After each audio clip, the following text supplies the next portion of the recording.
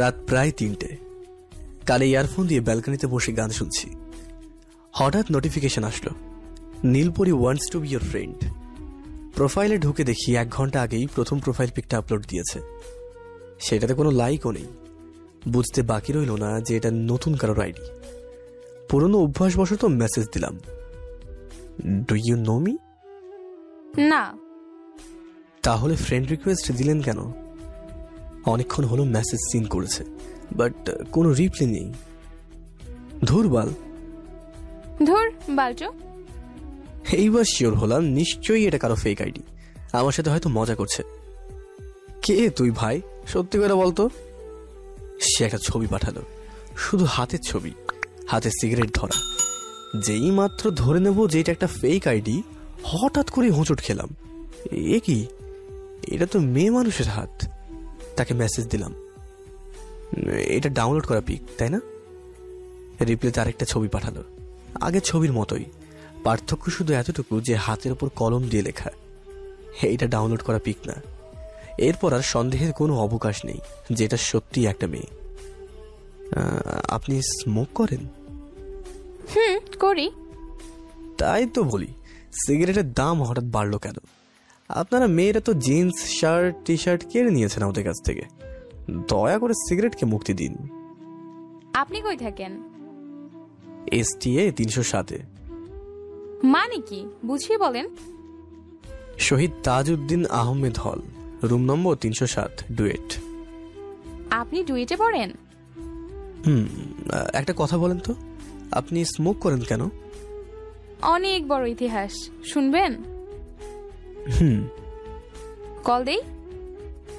দেন। মেসেঞ্জারে কল আসলো, রিসিভ করলাম।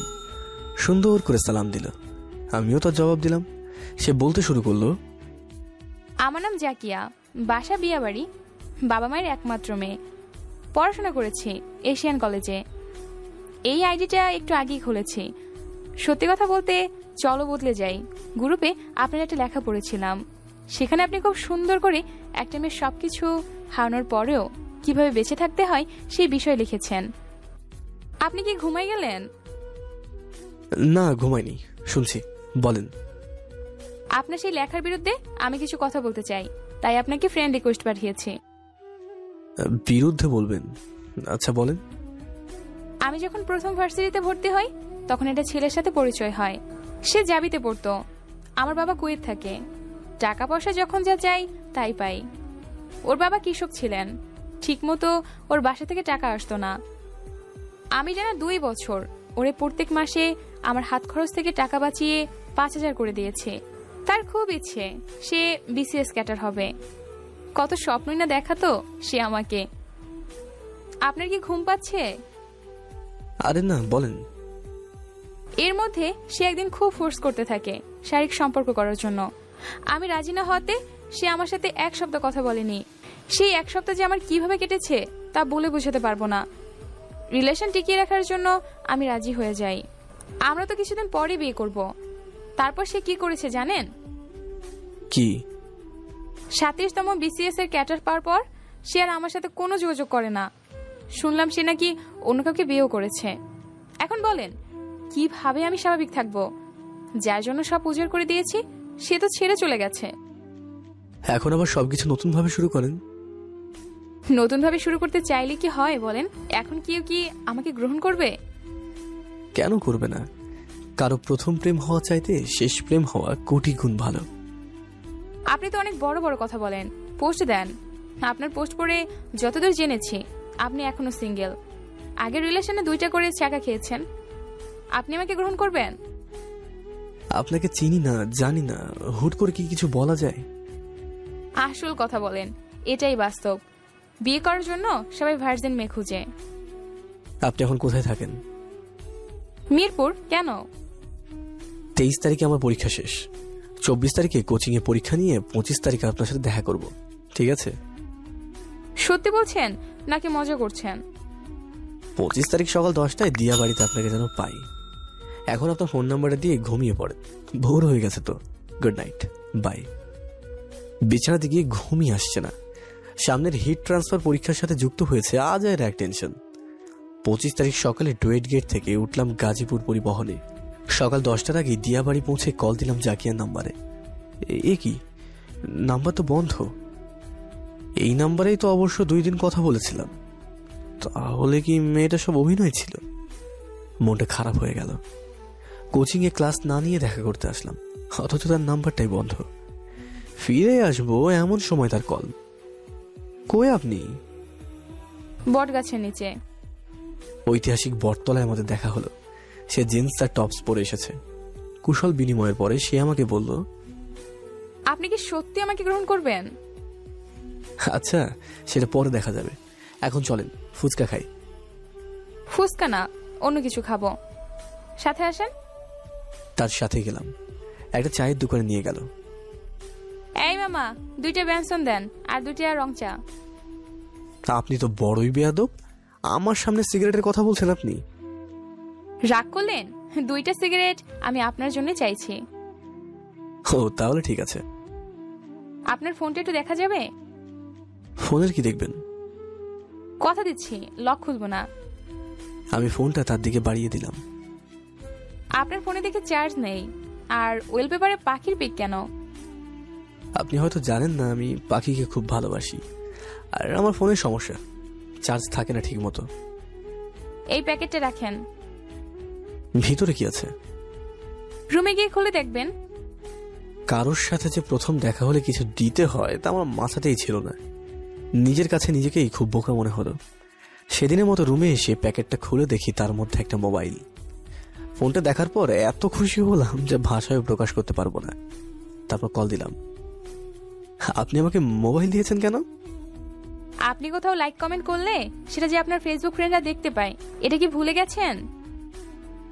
আপনি গত 1 মাস যাবত এই ফোনের দাম জিজ্ঞেস করেছিলেন একটা পেজে, তাই ভাবলাম আপনাকে ফোনটা গিফট করি। দাম বেশি না, 21,500 টাকা। সত্যি কথা বলতে এই ফোনটা আমার খুব পছন্দ হয়েছিল। কখনো ভাবিনি ফোনটা এইভাবে আমার কাছে আসবে। ধন্যবাদ দেওয়ার ভাষা আমার নেই। কেউ আইফোন গিফট করলেও হয়তো এতটা খুশি হতাম না। এখন আর এত চাপা মারতে হবে না। এভাবেই তার সাথে আমার কথা চলতে থাকলো। সারাক্ষণ মনের মধ্যে বাজতে থাকে, তোমরা কাউকে বলো না, কাউকে বলো না। এই তো প্রথম একটি মেয়ে আমার প্রেমে পড়েছে, পাগল করেছে, আমায় জাদু করেছে। পড়েছি ভালোবাসায়, আর কে আমাকে পায়। আমিও এবার পার্কে ঘুরবো, কখনো বা সিনেমায়। আর মনে মনে ডানা ছেড়া পাখির কথা ভাবছিলাম। আমাকে ছেড়ে তো অন্য কাউকে বিয়ে করে নিয়েছে সে। 3 বছরের রিলেশনে একটা কলম পর্যন্ত কখনো গিফট করেনি। এখন দেখো, তোমার থেকে অনেক ভালো মেয়ে পেয়েছি। এর 10 দিন পরেরই ঘটনা। তার একটা পোস্টে আমার চোখ আটকে গেল। জরুরি এবি পজিটিভ রক্তের প্রয়োজন। কল দিলাম আমি তাকে। রক্ত কার দরকার? আমার মামার ছেলের জন্য রক্তের প্রয়োজন। আচ্ছা বেশ, আমি রক্ত দেব। আপনার দিতে হবে না, এমনি আপনার শরীর দুর্বল। আরে সমস্যা নেই, আমি দিতে পারবো। ঠিক আছে, আমার মামারই ডায়াগনস্টিক সেন্টার আছে, ঠিকানা দিচ্ছি, চলে আসেন। আমি ঠিকানা অনুযায়ী চলে গেলাম। ক্লিনিক দেখে অনেক পুরাতন মনে হলো। আঁখি ডায়াগনস্টিক সেন্টার। রোগী তেমন একটা নেই বললেই চলে। সে আমাকে তাড়াতাড়ি ভিতরের একটা চেম্বারে নিয়ে গেল। আজ সে চোখে কালো কাজল পড়েছে, চুলগুলো খোলা। আমি হাঁ করে তার দিকে তাকিয়েছি। চেম্বারে শুধু সে আর আমি ছাড়া কেউই ছিল না। ওর ডাক্তার মামা এখানেই বসেন। একটু পর একটা নার্স এসে আমার ব্লাড স্যাম্পল নিয়ে গেলেন। একটু পর একজন আয়া এসে 2 কাপ কফি দিয়ে গেলেন। কফি খাচ্ছি আর ওর দিকে তাকিয়ে আছি। রুমে সে আর আমি ছাড়া কেউই নেই। খুব মন চাচ্ছিল তার হাতটা ধরতে, কিন্তু সাহস হচ্ছিল না। তার চোখের দিকে তাকাতে পারছিলাম না। মনে হচ্ছে আমি তার চোখের নেশায় আবদ্ধ হয়ে যাচ্ছি। তার রূপের নেশায় আমি বেহুশ হয়ে যাচ্ছি। সে মিটিমিটি হাসছে, যেন দুনিয়ার সব কিছুই আমি ভুলে যাচ্ছি। আমার চোখ ছোট হয়ে আসছে। এরপর যখন চোখ খুললাম, দেখি আমি আমার হলের রুমে। চারপাশে সব বড় ভাই, ছোট ভাই আর ফ্রেন্ডসরা। পেটে চিনচিনে ব্যথা করছে। তাকিয়ে দেখি পেটে অনেকগুলো সেলাই। একজন বলছে আমার নাকি একটা কিডনি খুলে নিয়েছে, কে বা কারা। তারপর আমাকে শেষ রাতে রাস্তায় ফেলে দিয়ে গেছে। তখন নাকি আমি বেহুশ ছিলাম। পকেটের আইডি কার্ড দেখে আমাকে হলে পৌঁছে দিয়ে গেছে অপরিচিত কয়েকজন। ওহো, সবকিছুই আমার কাছে এবার ক্লিয়ার হয়ে গেল। আসলে নেশা তার চোখে ছিল না, ছিল ওই কফিটার মধ্যে। তার মানে ওই মেয়েটা ছিল কিডনি চোর। সে তো কিডনির সাথে আমার হৃদয়টাও চুরি করে নিয়ে গেছে। আস্তে আস্তে আমার রুমমেট নাজমুল আমার কাছে আসলো, এসে আমাকে ধাক্কা দিতে লাগলো। এই ওঠ, রান্না করতে হবে। আজ তো তোর ভাগে রান্নার দায়িত্ব, তাড়াতাড়ি উঠে রান্না কর। আমার মুখ দিয়ে কোনো কথা বের হচ্ছে না, মনে মনে বলছি, শালার নাজমুল আমাকে এই অবস্থাতেও রান্না করতে বলতে পারলো। এখন আমার পেটে টাটকা সেলাই। আমার কোনো সাড়া শব্দ না পেয়ে নাজমুল জোরে কয়েকটা ধাক্কা দিল।